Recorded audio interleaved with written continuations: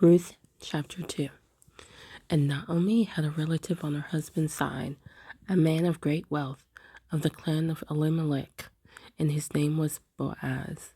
And Ruth the Moabitess said to Naomi, "Please let me go to the field and glean heads of grain after him, in whose eyes I find favor." So she said to her, "Go, my daughter." And she left and went and gleaned in the field after the reapers. As it turned out, she came to the part of the field belonging to Boaz, the near relative Elimelech. And see, Boaz had come from Bethlehem and said to the reapers, "Yah be with you." And they answered, "Yah bless you." And Boaz said to his servant who was appointed over the reapers, "Whose young woman is this?" So the servant who was appointed over the reapers answered and said, "It is the young Moabite woman who came back with Naomi from the fields of Moab." And she said, "Please let me glean and gather among the sheaves behind the reapers." And she came and has remained from morning until now. She sat a little in the house. And Boaz said to Ruth, "You have heard, have you not, my daughter? Do not go to glean in another field, nor go from here, but stay close to my young women. Let your eyes be on the field which they reap, and you shall go after them. Have I not commanded the young men not to touch you? And when you are thirsty, go to the vessels and drink from what the young men have drawn." And she fell on her face, bowed down to the ground, and said to him, "Why have I found favor in your eyes, that you should take notice of me, seeing I am a foreigner?"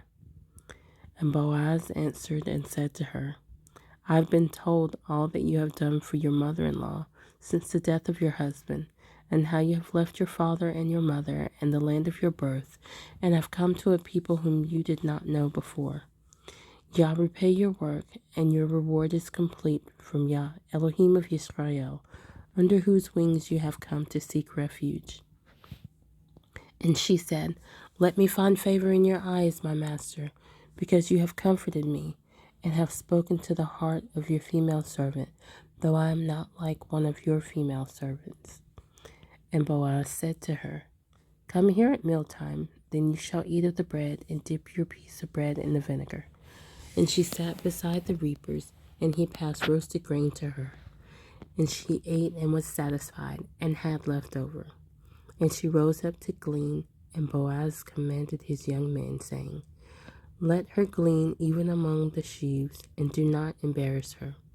Rather draw out from the bundles for her, and leave it for her to glean, and do not restrain her." And she gleaned in the field until evening, and beat out that which she had gleaned. And it was about an ephah of barley. And she took it up and went into the city. And her mother-in-law saw what she had gleaned, and she brought out and gave to her what she had left over after she was satisfied. Then her mother-in-law asked her, "Where have you gleaned today? And where did you work? Blessed be the one who took notice of you."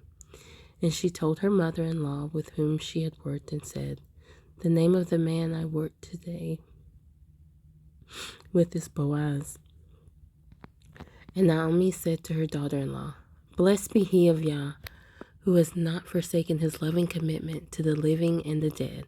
And Naomi said to her, "The man is a relative of ours, one of our redeemers." And Ruth the Moabitess said, "He also said to me, 'Stay close to my young people until they have completed all my harvest.'" And Naomi said to Ruth, her daughter-in-law, "It is good, my daughter, that you go out with his young women, and that they do not meet you in any other field." So she stayed close by the young women of Boaz to glean, till the completion of barley harvest and wheat harvest, but she dwelt with her mother-in-law.